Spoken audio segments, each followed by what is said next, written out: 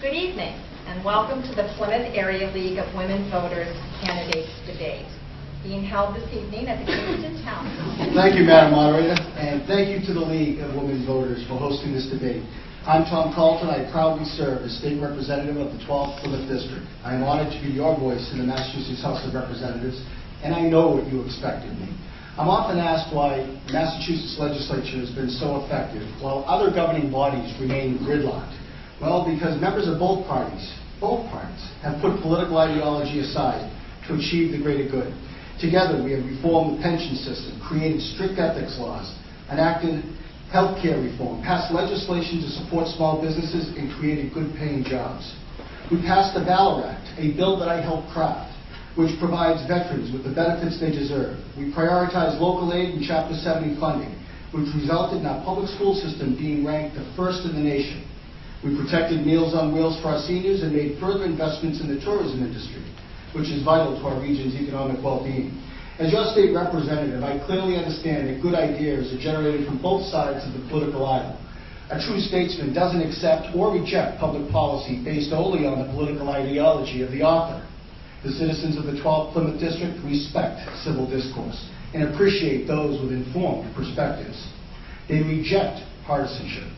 That is why I'm proud to have been identified by Beacon Hill Roll Call as the most independent voting state representative from southeastern Massachusetts and the 6th most independent voting state rep in the entire Commonwealth. Today, the state of Massachusetts is on solid footing because of the collective efforts of both parties.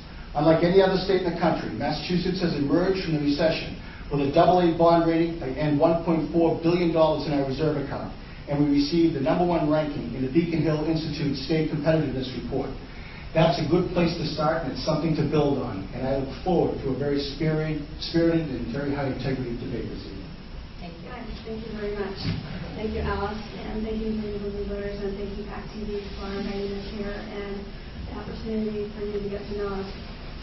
Since this past January, I've been on the longest job interview that I can imagine. And I've been out knocking on doors, I've been out talking to folks, and I've been listening to what they've had to say.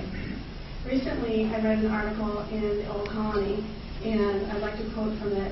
And it was a quote from one of my opponent's fellow Democratic colleagues, Representative Corey Atkins, a Democrat from Concord, and she's also the co-chairwoman of the Women's Legislative Caucus. And she stated, quote, "Women lawmakers tend to favor building consensus over taking credit," and then further, she continued, "The alpha male chest-thumping thing just doesn't seem relevant to a lot of females. I'm running because I feel that there isn't a balance on Beacon Hill. I'm running because the balance that I feel is because there's not that gridlock, there's not that opportunity for debate because it's an overmajority of Democrats. And I feel that as a Republican and as a conservative, that my voice is not being heard up on Beacon Hill.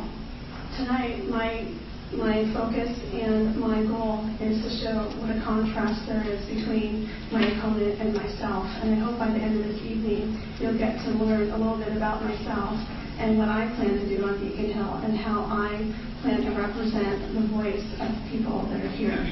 I'm grateful for this opportunity.